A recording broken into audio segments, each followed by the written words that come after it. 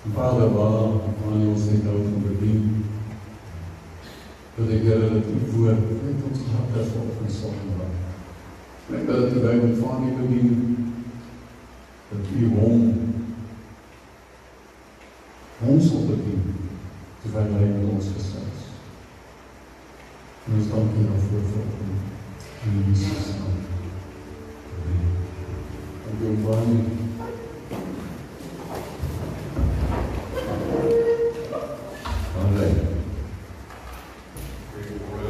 Allemaal wat ik nog niet hoor zeggen. Ik was niet zo verbaasd als ik zo om die hoek kon zien als al Laurens ze wat die ik zit nog over het clipcoat in het rijden. En die Laurens, dat is ook al alles in. Hij zegt ons die dienst moet gaan 8 uur alleen lekker op vakantie te slapen laat. Maar ik is blij dat het keer is. Ek het al op 'n vorige keer het ek vertel van die man en dis nou maar net hoekom ek dit vertel is as jy sê ek moet hier wees dan is ek hier.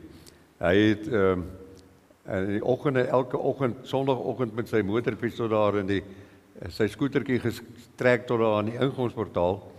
En so na die 3de of 4de of 5de Sondag toe vra die dominee vir hom nou jong, nou hoekom trek jy die skooter hierso aan die ingangsportaal? Hy sê nee, die ou by wie ek hom gekoop het, die handelaar het gesê as hy een diens mis verloor ek die waarborg. So ek is so bang ek mis die waarborg dat ek elke diens hier sal wees. Ja. Ek het so baie 'n klompie jare terug was ek by 'n begrafnis wat Laurens waargeneem het. En hy het iets daar gedoen wat 'n indruk op my gemaak het. En ek het gedink hy's op vakansie, daarom het ek hom nie gevra daarna nie. Hy het so 'n tou gehad wat hy daar by die kerk daar hier in Rooieskraal. Die tou het daar uit die deur uitgekom en hy het hier by hom verbygegaan en hy het daar aan die ander kant uit gegaan. En hierso was so 'n klein stukkie blou typ omgetyp. En Laurens bring die gedagte oor die ewigheid, dat die ewigheid is onbeskryflik en die 6000 jaar wat ons nou al reeds beleef op aarde, die bestaan van die wêreld, is so 'n klein gedeeltetjie, amper net 'n komma in die ewigheid. So ek wil graag vanoggend met ons praat oor die voorbestaan van Jesus Christus. Ons is almal opgewonde en dis vir ons 'n heerlike tyd van die jaar wanneer ons die vleeswording van Jesus Christus. Nou ons weet nie presies wanneer hy gebore is nie. Maar ek sê altyd sê ek, dit maak nie saak dat hy nie op die 25ste Desember gebore is nie. Wat saak maak is dat ons 'n guldige geleentheid het want die wêreld is so ontvanklik vir die boodskap van Jesus Christus. En wanneer ek dit sê, dan dink ek onmiddellik die groot verantwoordelikheid wat daar op jou en my rus as wedergebore kinders van God, as die liggaam van Jesus Christus om die ware betekenis van Kersfees uit te lewe. Ek hoor noudag op die nuus en hulle dit ewig ontken, maar dat daar 'n sekere stad in die land is wat sekere Christus simbole weggeneem het uit hulle liggies en goeder wat hulle elke jaar. So Christus sal al meer en meer uitgefaseer word uit die Kersboodskap wat vir die hele wêreld, die hele volk sal wees. En daarom is dit so belangrik dat ek en jy die ware betekenis van Kersfees sal verstaan en nie net sal verstaan nie, maar ook sal uitlewe. Iemand het eendag gesê die wêreld lees nie die Bybel nie, hy lees vir jou en vir my. En daarom is dit so belangrik dat ons die Christus boodskap sal uitlewe in 'n tyd waar die mens ontvanklik is vir die boodskap van Jesus Christus. In hierdie tyd gee ons ook vir mekaar geskenkies en ons die familie kom by mekaar en ons is dankbaar en ons is bly. Maar ons mag nooit vergeet nie dat die grootste geskenk wat ons Vader vir die wêreld gegee het, is Jesus Christus, ons verlosser en ons saligmaker. Kersfees is 'n bewys of 'n tyd wat ons sy liefde moet uitlewe, want die skrif sê vir ons, want so lief het God die wêreld gehad, dat hy sy enige gebore seun gegee het, sodat elkeen wat in hom glo nie verloor mag gaan nie, maar die ewige lewe kan hê. En ek wil graag hê ons moet lees, ek het nogal gewonder hoe kry Lourens dit reg om al die skriffies daar op die bord te hê, maar ek dink dit vat ook baie tyd, né? Maar so ek vra dat as jy julle Bybel saamgebring het, en dit is nogal 'n goeie ding om Sondag jou Bybel kerk toe te bring om saam te lees. Maar Lourens bederf ons met die skriffies, is net so goed, né?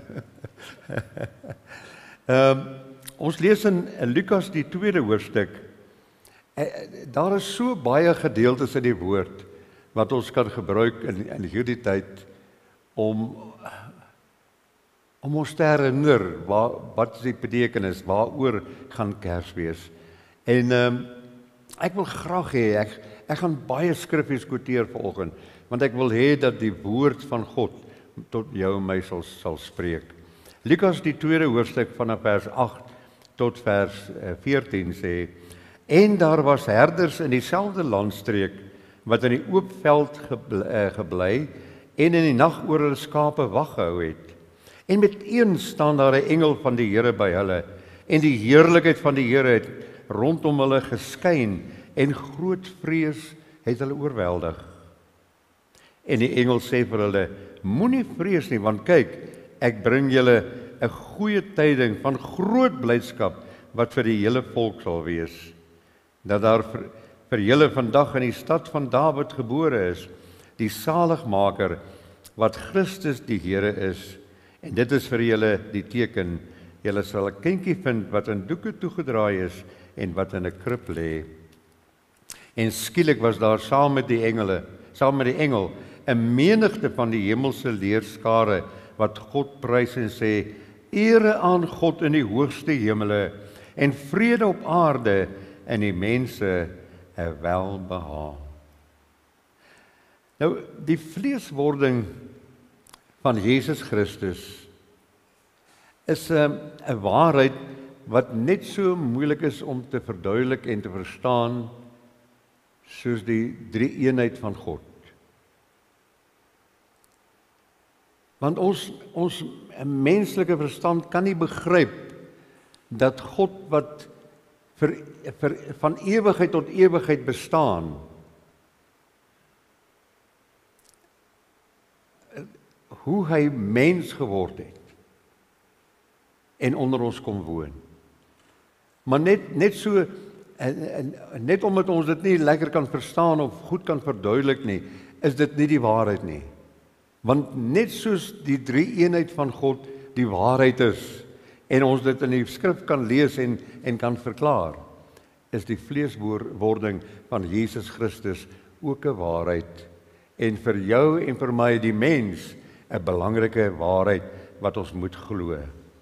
Maar voordat ons praat van die vleeswording van Jesus, moet ons eers kyk na die voortbestaan. Die Engels praat van pre-existence van Jesus Christus. Dan moet ons die vraag vra, ekskuus tog, toe Jesus 2000 jaar gelede gebore was, het hy ewe skielik bestaan of het hy voor dit bestaan? En die skrif is baie duidelik vir ons dat Jesus Christus het 'n voorbestaan gehad. Hy het nie ewe skielik op die toneel verskyn nie, maar hy was deel van die Godheid. En dan wil ek ook dadelik sê dat in sy voorbestaan, in sy pre-existence, was sy naam nie Jesus nie. Want ons moet onthou, die engel sê eers vir Maria en daarna sê hy vir Josef, julle moet hom Jesus noem. Jesus is sy menslike naam wat hy ontvang het toe hy vlees geword het, toe hy mens geword het. Nou, wat was hy dan in sy voorbestaan, sy pre-existence? En dan, daar is so baie skriffies wat ons kan lees, maar kom ons kyk net na 'n paar van hulle. En die eerste een lees ons baie duidelik in Johannes 1. In die begin was die woord, en die woord was by God. Nou as Johannes hier praat van in die begin, dan praat hy nie van die voorbestaan van Jesus nie, dan praat hy van die begin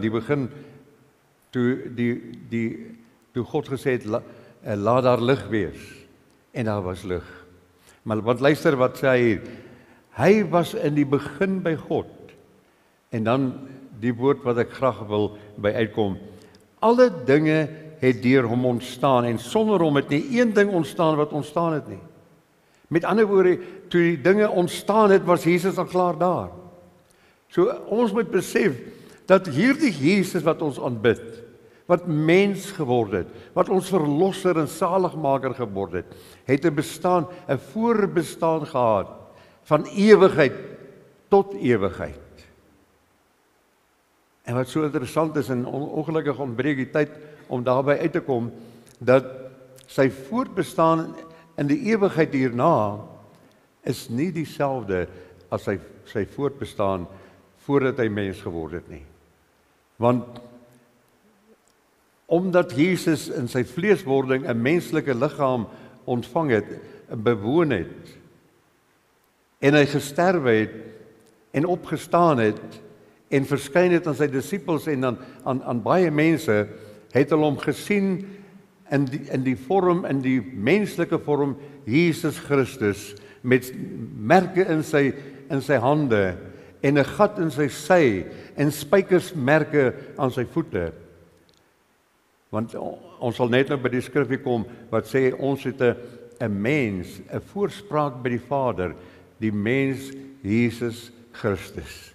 Is dit nie wonderlik, om te besef, dat Jesus wat in die voorbestaan, in sy pre-existence, God was, het mens geword, en is nog steeds God mens, wat vir jou, vir my intree, by ons Vader, en vir jou ons name noem, voor die Vader.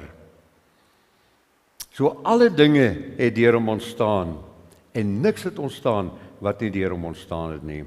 Jesus het bestaan voor die skepping van die aarde.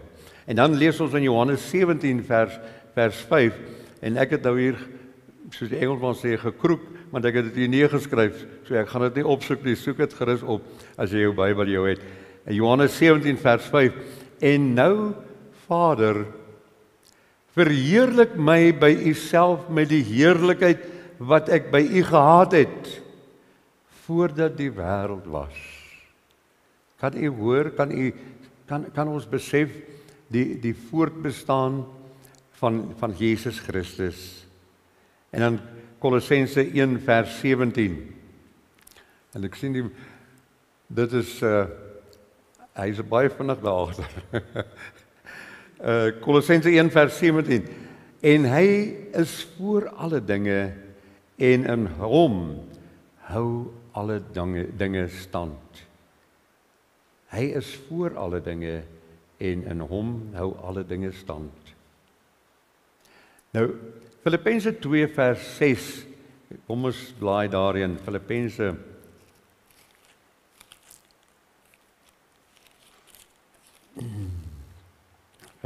2 vers 6 sê,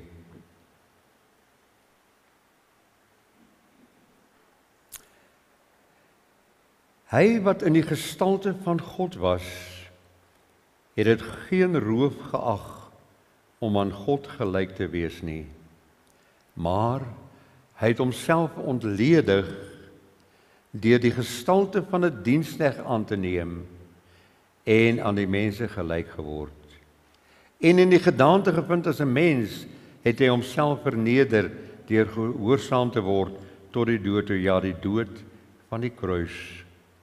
Daarom het God hom ook uitermate verhoog en hom 'n naam gegee wat bo elke naam is, sodat in die naam van Jesus sou buig elke knie van die wat in die hemel en die wat op aarde is en wat onder aarde is. En elke tong sou bely dat Jesus Christus die Here is tot heerlikheid van God die Vader.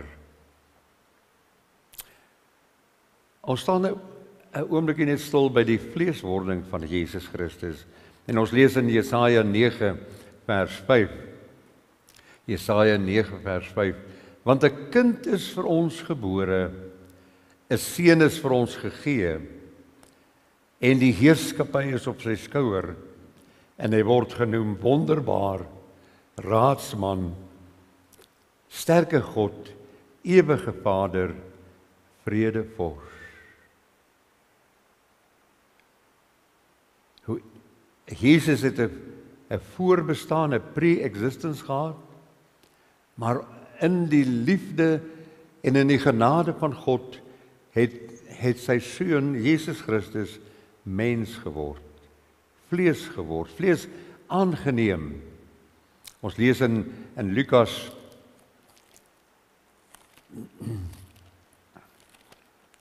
Lukas die eerste hoofstuk.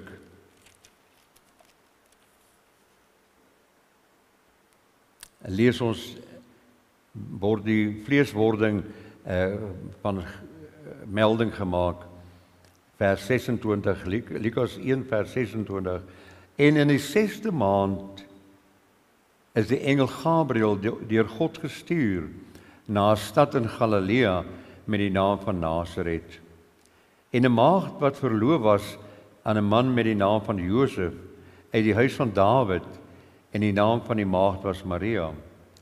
En die engel het by haar binnegekom en gesê: Wees gegroet, begenadigde, die Here is met jou. Geseënd is jy onder die vroue. En toe sy hom sien, was sy baie ontstel oor sy woord, en sy het daaroor nagedink wat hierdie groet kon beteken. En die engel sê vir haar: Moenie vrees nie, Maria, want jy het genade by God gevind. En kyk, jy sal swanger word en 'n seun baar, en jy moet hom Jesus noem. En dan lees ons ook in Matteus, die eerste hoofstuk van Matteus.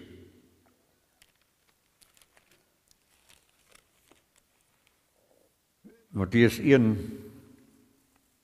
vers 18. Die geboorte van Jesus Christus was dan so: toe sy moeder Maria verloof was aan Josef, voordat hulle saamgekom het, is sy swanger bevind uit die Heilige Gees. En Josef, haar man, omdat hy regverdig was en onwillig om haar openbaar te maak, het hom voorgeneem om in die geheim van haar te skei. Maar terwyl hy dit in gedagte gehad het, verskyn daar 'n engel van die Here in 'n droom aan hom en sê: Josef, seun van Dawid, wees nie bevrees om Maria, jou vrou, by jou te neem nie, want wat in haar verwek is uit die Heilige Gees. En sy sal 'n seun baar, en jy moet hom Jesus noem, want dit is hy wat sy volk van hulle sondes sal verlos. En dit het alles gebeur sodat die woord vervul sal word wat die Here deur die profeet gespreek het. Kyk, die maagd sal swanger word en 'n seun baar, en hulle sal hom Immanuel noem. Dit is, as dit vertaal word, God met ons. En dan lees ons die laaste een onder die vleeswording van Jesus. Ek seker daar is nog baie daaroor, maar kom ons kyk net nog na hierdie een versie in Johannes 1. Vers 14, 'n baie bekende gedeelte. En die woord het vlees geword en onder ons gewoon. En ons het sy heerlikheid aanskou, 'n heerlikheid soos van die eniggebore wat van die Vader kom, vol van genade en waarheid. En daarom het ek en jy so 'n geweldige verantwoordelikheid, ons as kinders van God, as wedergebore kinders van God, om hierdie Jesus wat ons verlosser is en ons saligmaker, om hierdie heerlikheid van hom te openbaar in 'n verlore en 'n stikkende en 'n verlore wêreld. En ons is sy heerlikheid aanskou, soos die enige gebore wat van die Vader kom, vol van genade en waarheid. En dit bring ons dan by ons laaste gedagte, en dit is voorsiening. Hier is sy voorbestaan, toe sy vleeswording en nou die voorsiening. Want God het nie maar net verniet, of omdat hy gedink het, dit is 'n goeie plan, sy seun in die wêreld ingestuur. Hy het gekom met 'n spesifieke doel en 'n spesifieke rede met jou en my in gedagte. En die eerste voorsiening wat ons van weet, is dat God voorsien in sy seun 'n lam. Want ons ken in die Ou Testament, moes daar 'n lam geslag word. Een keer 'n jaar moes die hoëpriester ingegaan het in die allerheiligste om die bloed van die lam te gaan offer om die sondes van die volk te bedek.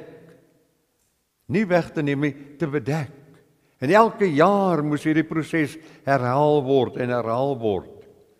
En al wat dit gedoen het, hulle het hulle herinner aan hulle onvolmaaktheid van die offer. Maar God stuur die offer, Jesus Christus, ons verlosser en ons saligmaker.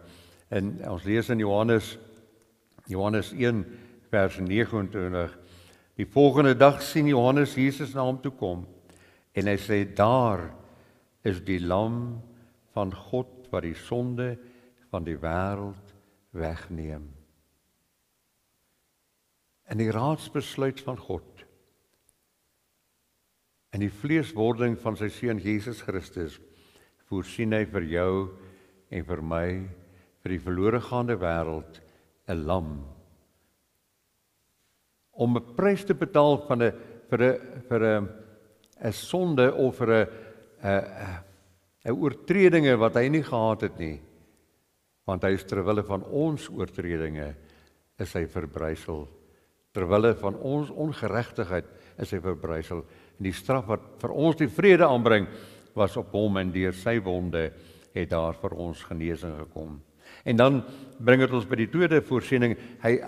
God in sy groote liefde en sy genade voorsien nie net alleenlik die lam nie, maar hy voorsien 'n lam met bloed. Want ek weet nie of ons al ooit daaraan gedink het dat God in sy voorbestaan het nie bloed gehad nie. Het nie bloed nie, want God is gees. Jesus is in sy voorbestaan die lig, die woord is gees. Daarom moes hy 'n menslike liggaam kon aanneem. Daarom moes hy gebore word uit 'n maagd Maria om bloedoffer te kan bring. Sy bloed, die bloed van 'n vlekkelose lam.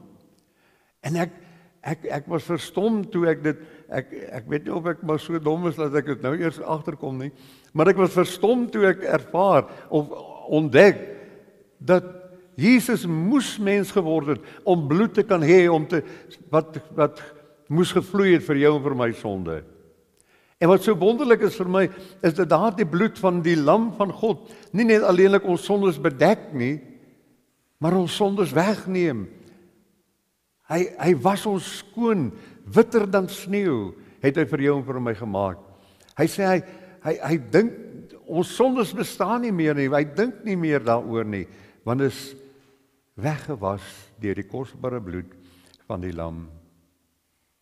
Romeine 5 vers, ek wil dit graag staaf deur 'n paar skriffies. Romeine 5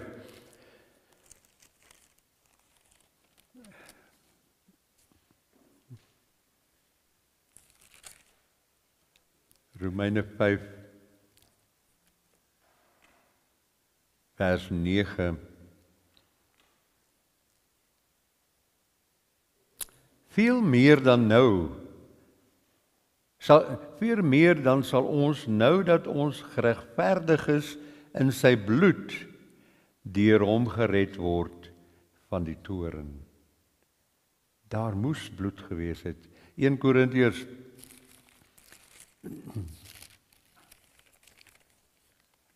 1 Korintiërs die 11de hoofstuk.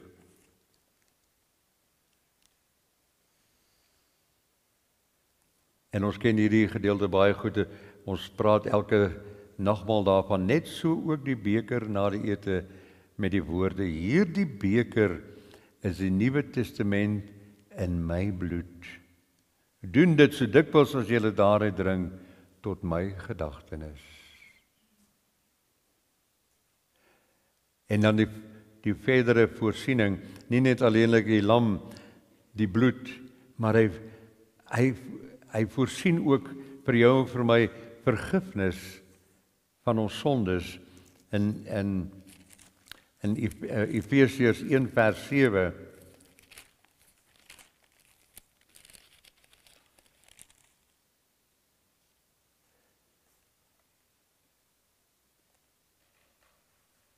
In hom het ons die verlossing deur sy bloed, die vergifnis van die misdade na die rykdom van sy genade.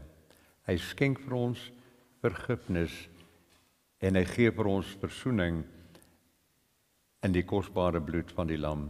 En dan die ewige lewe, dis ook wat hy vir ons voorsien het in 1 Johannes lees ons van waar Johannes van praat, 1 Johannes die 5de hoofstuk, 1 Johannes 5 vers 13. Dit het ek geskryf aan julle wat glo in die naam van die Seun van God, sodat julle kan weet dat julle die ewige lewe het en kan glo in die naam van die Seun van God. En dan die laaste, daar is baie ander voorsienings wat ons oor kan stilgestaan het. Maar Laurens het my gesê as hy sal vir my wys ek ben nou genoeg. Laat my so dink aan 'n ou pastoor, pastoor De Bruin.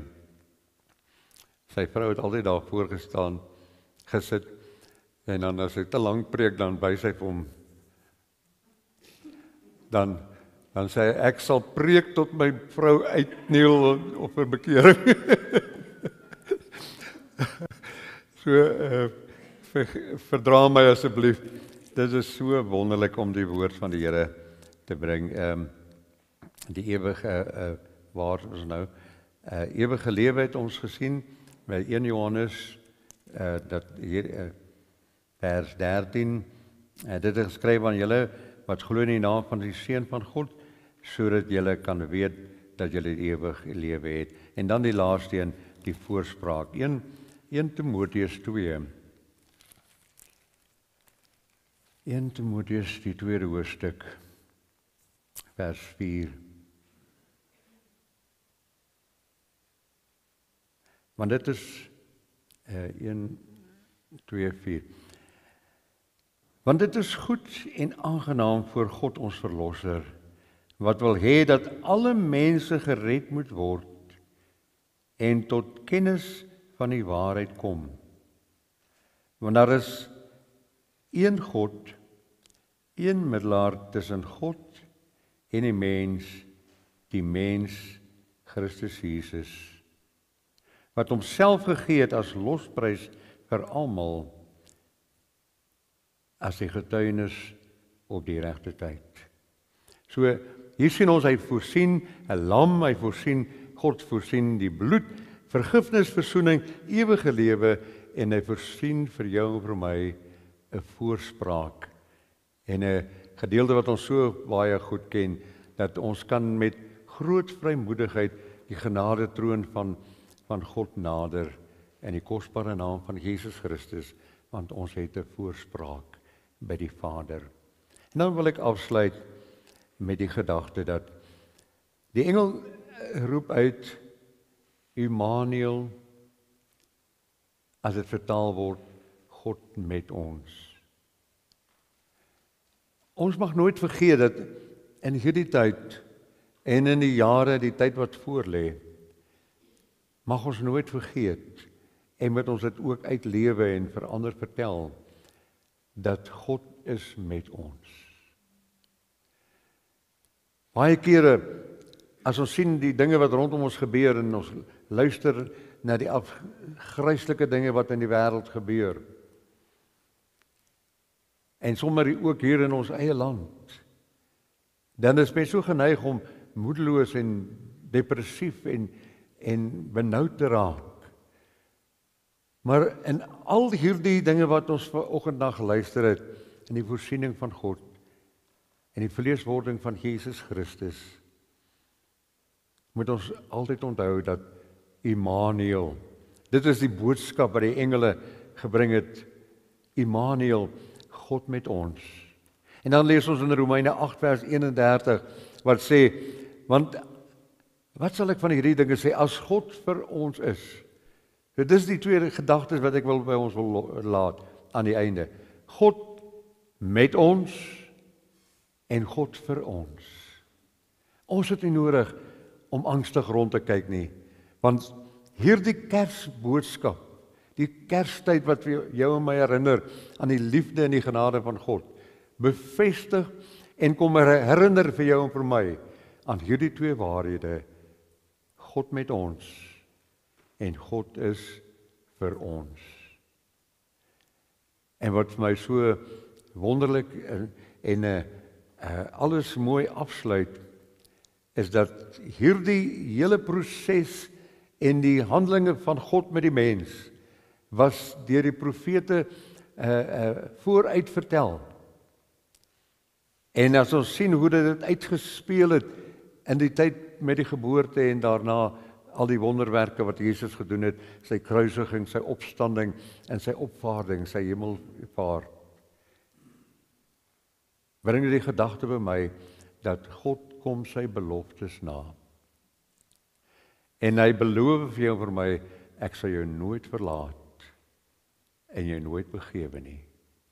En dis my gebed vanoggend vir elkeen van ons, dat ons dit sal onthou. God met ons, God is vir ons en God kom sy beloftes na.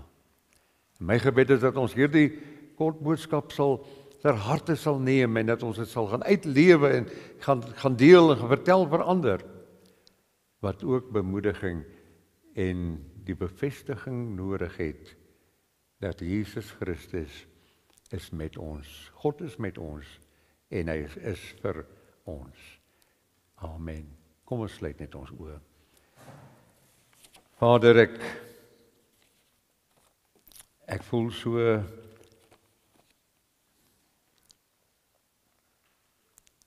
mens kan nooit met ons menslike verstand